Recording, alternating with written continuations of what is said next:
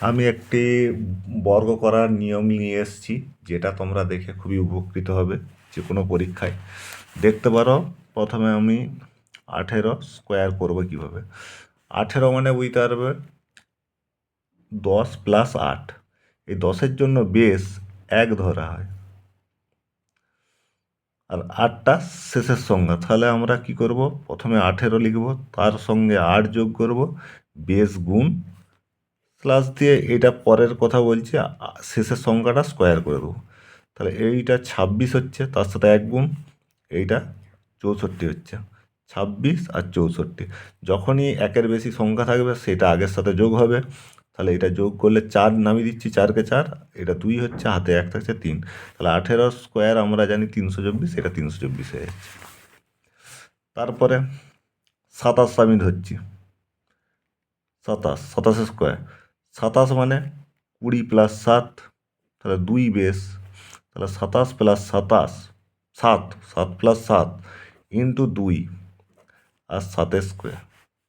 তাহলে 7, এটা 34 হচ্ছে, এটা 2 গুণ হবে, 7 7 49, এইটা 68 হচ্ছে 49। শেষের সংখ্যাটি লিখব, আগেরটা যোগ করব, 12 হচ্ছে 12, আর যদি 6 আর 1 7 হচ্ছে, 7 স্কোয়ার, 27 স্কোয়ার, এইটা 729 হচ্ছে। তোমরা, আমি ধরছি 34, 34 স্কোয়ার কী হবে, 34 প্লাস 4, এটা 3-এর বেস মানে 3 আর 4 স্কোয়ার। 34 38 হচ্ছে, ইন্টু 3, এটা 16 হয়ে যাচ্ছে। 3 8 24, 4 থাকছে, হাতে 2, 3 3 9, 9 2 11, 16।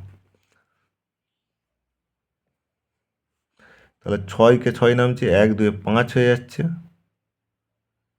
5 হয়ে যাচ্ছে, আর 11 11 হয়ে যাচ্ছে। তাহলে 34-এ দেখবে সব সংখ্যারই এই নিয়মে হবে।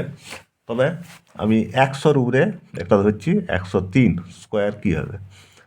প্রথমে দেখো, এইটা হচ্ছে মানে 10 দিয়ে 10 বেস, 10 10 100 মানে 10 বেস। আর হচ্ছে তুমি, তাহলে 103 প্লাস 3 ইন্টু 10 প্লাস 3 স্কোয়ার।